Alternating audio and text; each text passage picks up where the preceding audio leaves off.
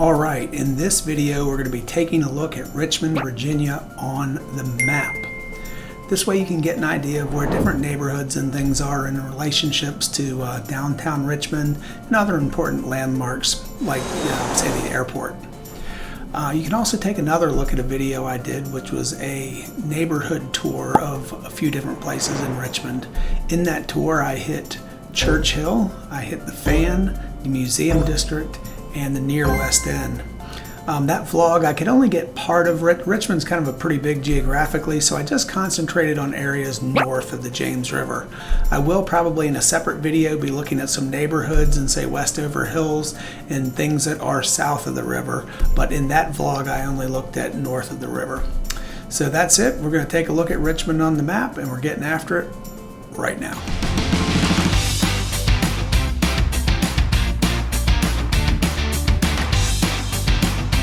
If this is your first time to the channel and you want to know everything there is about living in Richmond, Virginia and the surrounding counties of Hanover, Henrico, Chesterfield, New Kent, Goochland, and Powhatan, then subscribe below and tap the notifications bell so you can be the first to know about the market in Richmond, Virginia.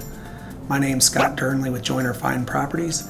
My team and I get calls from people like you every day looking to relocate to Richmond, Virginia, and we absolutely love it. So whether you're moving in 9 days or 90 days, give us a call, shoot us a text, send us an email, all in the information below, and we'd be happy to help you make a smooth move to Richmond, Virginia. Like I said, today we're going to take a look at Richmond, Virginia on a map, so let's go ahead and dive into my computer and take a look. All right, so today we have hopped on my computer and we are taking a look at Richmond, Virginia. All right, you can see here is Richmond, and as I've said before, the James River comes kind of like right on through here and divides Richmond in, we're going to call it roughly half. You've got this area that's north of the river, and these are MLS areas. If we can hop to that MLS map, it's going to be MLS areas 10, 20, and 30 on this side of the river, and then MLS areas 50 and 60 south of the river. So that's, and then right coming around Richmond, you have I-295 is sort of on the south side of Richmond, and 288 is on the north side of Richmond, and that forms this whole little sort of surrounding, I'm going to call it beltway, not quite like the Washington Beltway, but sort of defines the perimeter of Richmond. Now we are getting some of the counties within here too, but that's just sort of a general perimeter of Richmond. And so looking as we kind of zoom into Richmond, so here we have downtown Richmond. There are a lot of businesses here, as you can see in downtown. There's sort of a skyline of downtown Richmond. So pretty much anywhere you live in the city, if you're going to downtown, it is not a bad commute. There's so many ways to get there. You can get there via 360 right here. You can come on the Powhite. It's just many ways. If you live up here, you can hit 64 and come downtown. So really, if you live in the city, getting to downtown Richmond is really not a problem. Now our airport is out here in the Sandston area in Eastern Henrico. So it's kind of same thing with getting to the airport. Lots of easy ways to do that. If you live south of the river, there's a nice back way into the airport. If you take Chippenham Parkway down here to, we're not really seeing it right now, to 895, and you can get into the back of the airport that way. Or if you live on, north of the river, you can either just come straight down 64 to get there. And so it's really not hard to get to the airport. So when I did my very first vlog tour of Richmond, what we did is we started at a neighborhood in Church Hill, which is just going to be east of the city of Richmond. And then we kind of went into the Fan District, which is right here. Then we went up to the Museum District, and then we came out to what I'm going to call the near West End. So we concentrated right in this area, looking at some various houses. I did not get south of the river, and like I said, I plan on doing another vlog tour south of the river. I just have not done that one quite yet. So, really, if you live in the city, it's, fairly easy to get around in the city. You will experience some traffic at rush hour, but not too bad. But if you live in the city and you are working out, say like out 288 at Capital One, or if you're working, say, down 95 at the Amazon fulfillment center, the nice thing about that is you'll pretty much in the morning and the evenings, you'll be going against traffic. Most folks are coming into Richmond. Excuse me on that. Most folks are coming into Richmond, but you'd be going the opposite direction. So that'll kind of work to your favor as far as traffic goes. All right, so if you live in the city, where would you go shopping? Well, it's really going to depend. If you live south of the river, probably the biggest shopping center is going to be the Stony Point Fashion Park, which I'm going to zoom in until I find it here. It's right off of 150. Here we go, Stony Point. This is the right up here, the top left. So Stony Point is right around here. We have, so the Stony Point Fashion Center, it's a nice mall. It's got really lots of, all the big things you need. It's got department stores, a lot of restaurants. We've got PF Chang's, which is a nice Chinese restaurant. It's got Fleming's Steakhouse. It's got a very nice seafood restaurant. So, Stony Point is a nice place you can shop. If you live north of the river, one of the really easiest shopping places you can get to, if you're sort of more here right in the city, is Willow Lawn. Let's try to get out to Willow Lawn and zoom in on that for you. So here is Willow Lawn.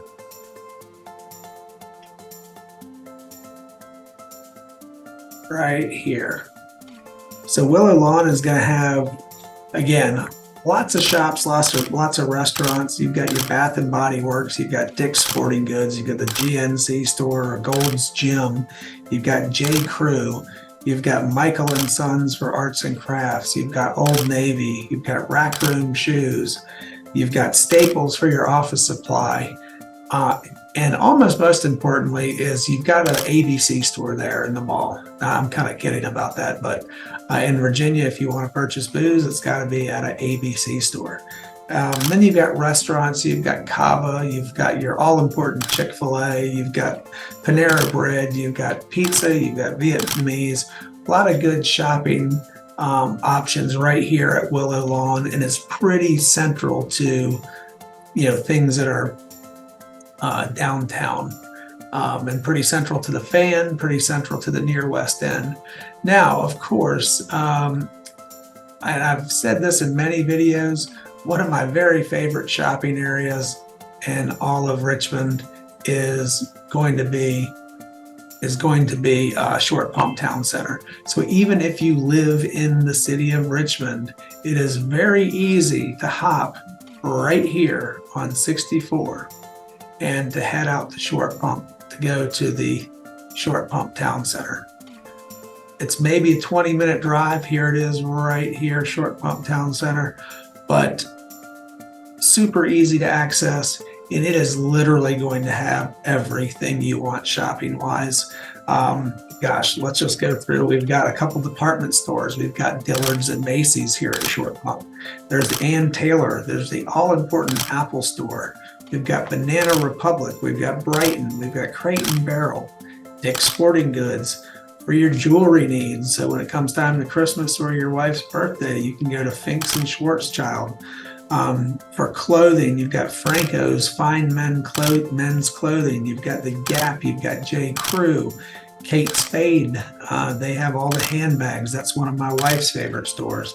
There's Tommy Bahama, there's LL Bean. Now that would be one of my favorite stores. As well as Orvis, which is kind of similar to LL Bean. So two great stores for guys there. Lily Pulitzer, now we're going back in the women's category. You've got that. You've got Pottery Barn, Talbot, Soft Surroundings, Sunglass Hut. You name it, basically, you can buy it at the Short Pump Town Center. There's also really, really good restaurants out at Short Pump. The town center, there's Baker's Crust, there's the Boathouse, California Pizza Kitchen. For your Mexican lovers, there's Casa del Barco. There is the Cheesecake Factory.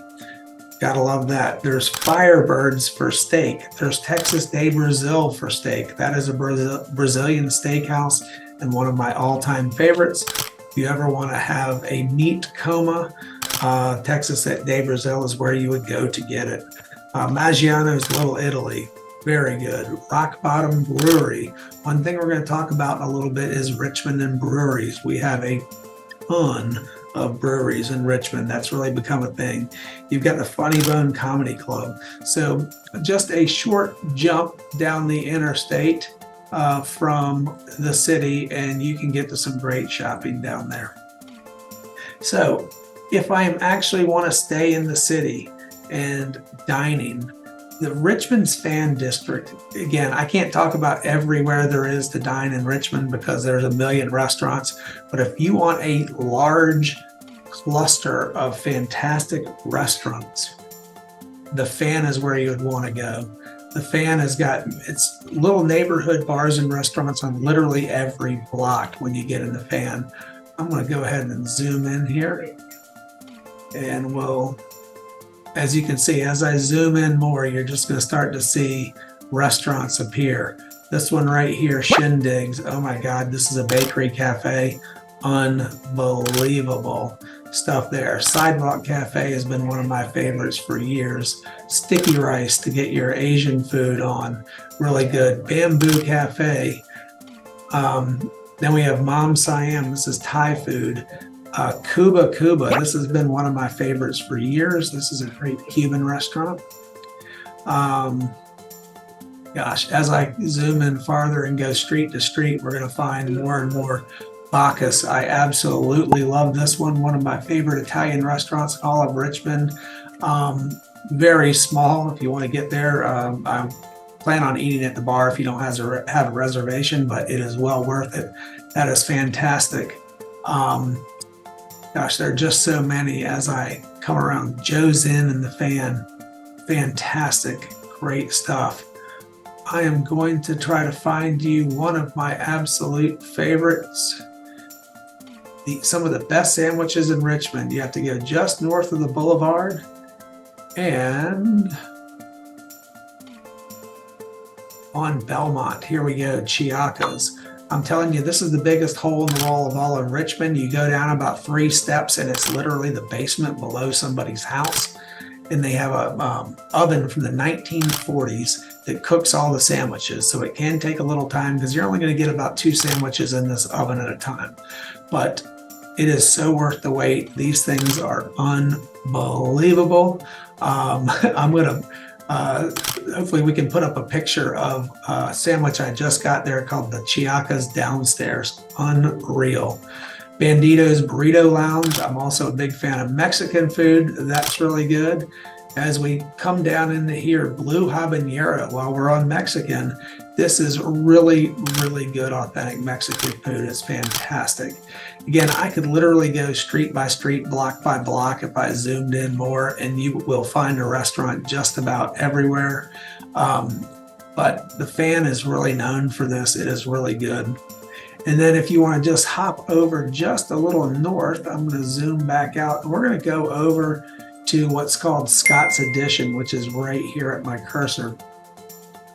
This is coming right out of the Fan, just over Broad Street. So we're out of the Fan, but we're only a hop, skip, and a jump. This has been really a place where Richmond's brewing scene has grown. Richmond's brewing scene is absolutely huge. And we're getting nationwide traction for our breweries. So if we start down here,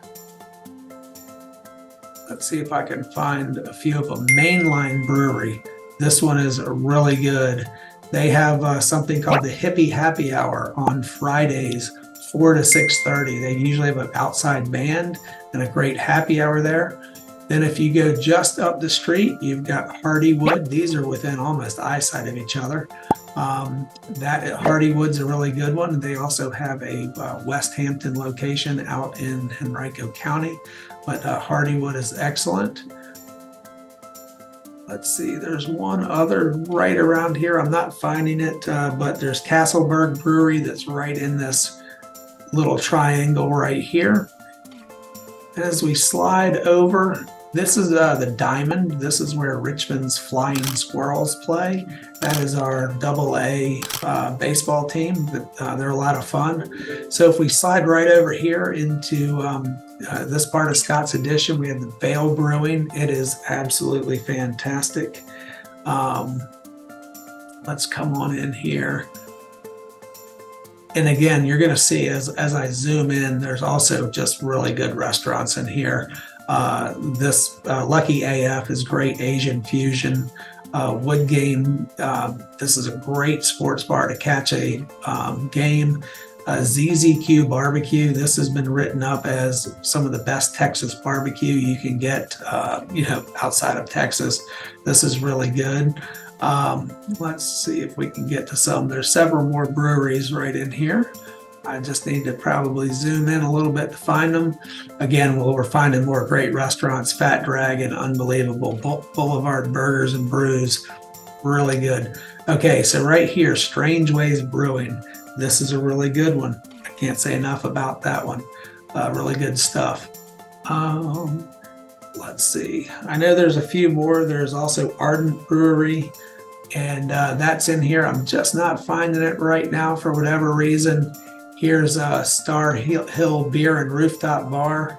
That's pretty interesting. And then, believe it or not, we have got Brambley Park. This is a winery. Clearly, they are not growing their grapes here in Scott's Addition, but this is a very cool. They've got a great outdoor space, great place for outdoor music. But they have some very nice wines where they press them and make the wines there, but clearly you're not growing, grapes here in downtown Richmond. Again, for cool places, Tang and Biscuit is, believe it or not, a indoor shuffleboard hall here in Richmond, Virginia. They have a great bar, and they do a lot of music. There are so many different places to catch live music in this area. It's really pretty amazing. So then I didn't quite find them all on the map, but just trust me, right down here in this Scott's Addition area, right around the Diamond, lots of restaurants, lots of craft. If craft brewing is your thing, this will be an area that you enjoy. So, okay, let's talk a little bit about schools in Richmond. We're going to jump over to niche.com. Not going to sugarcoat this to you. The schools in Richmond are not the best.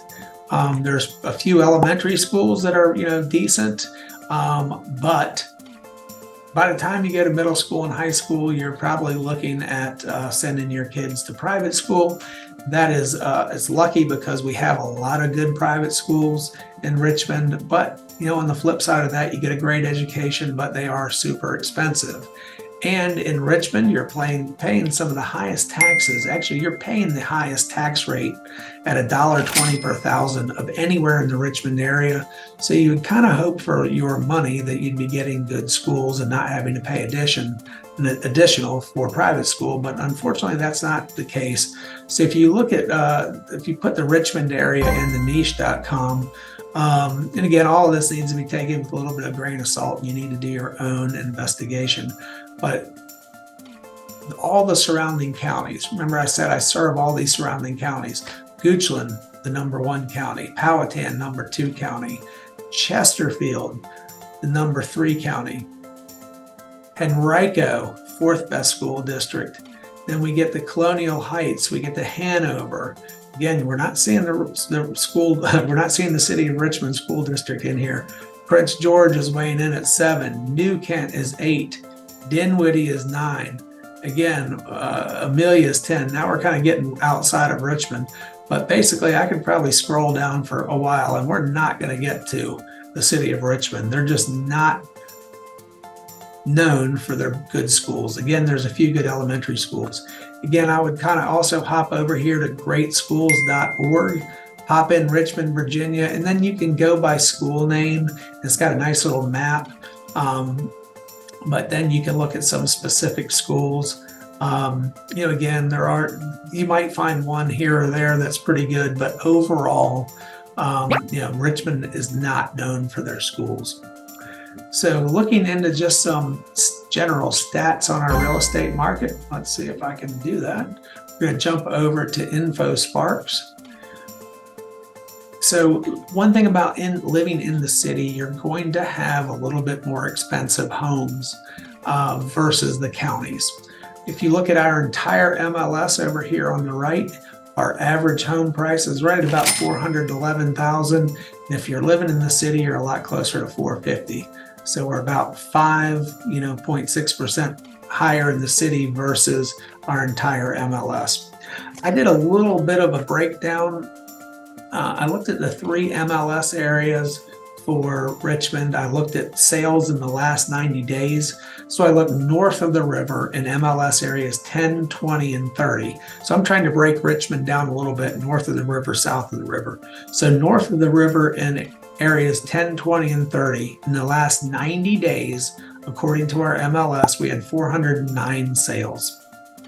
They averaged $465,000, so just a little bit over this average here. This average, I think, goes a little bit back farther. I think we're looking at a 3-year average. So I'm looking at 90 days. We're at 465, which came out to $256 per foot. Then I looked south of the river. I looked in MLS areas 50 and 60. We had 231 sales in the last 90 days. They averaged $335,000 or $214 a square foot. So a lot of difference. There was an over $100,000 swing on average price when you went south of the river in Richmond versus north of the river. And then there was about a $40 per square foot difference. So definitely you can get a little more money south of the river in the city versus north of the river. So just coming down here, if you're looking at months supply of inventory, it's going to be very, very low. We have less than 1 month supply of inventory in Richmond. If we want to look at percent of the sales price, things are basically going for list price, if not just a little bit higher. Price per foot. Again, this is looking at all of Richmond versus it broken down. We're at $231 average per foot versus our entire MLS is $194. So it's quite a bit higher, in the city. So that's just kind of a general look at, some Richmond home stats. Kind of going, beyond that, if we hop over here to Zillow. Again, Zillow's done a pretty good job of breaking down Richmond with this line that goes around it, as you can kind of see me tracing it. And you can see the river coming right through the city. And we have our 2 MLS areas, 50 and 60, that are down here. Then we have 10, 30, and 20, which are north of the river. So again, prices are really going to be all over the place as we jump into this and take a look at some home prices. Again, I'm going to kind of follow where I did my first vlog tour in Churchill. 230K, I can guarantee you that is an absolute fixer-upper. But then we get to, we start getting into the 500K. Again, this has got to be an absolute fixer-upper. You see anything in here starting with a 1 or a 2, it is going to need some significant help. Then we come to downtown Richmond. You're obviously not see a lot for sale in downtown Richmond because that's mostly businesses. But as we slip out here to the Fan and Jackson Ward, you're going to see more homes for sale. And here on Monument Avenue, we've got a nice 1.7 million. We've got 1.6 million. So fan prices are going to be a little, they're going to be all over the board here. We've got over $1 million. We've got close to $1 million. But then we get down to $300,000, $400,000, $360,000. So we're going to get a pretty big swing here. Then as we keep pushing on our map, as we keep pushing west into the city, and go over 195, then prices are going to get typically even higher. This right here, Windsor Farms, is one of Richmond's oldest. If you want to say where is the old money in Richmond, the old money is in Windsor Farms. As you see, we've got a $3.13 million home in Windsor Farms. These don't come up for sale very often, but when they do, they're snapped up pretty quickly. But some of these homes are, go right along the James River.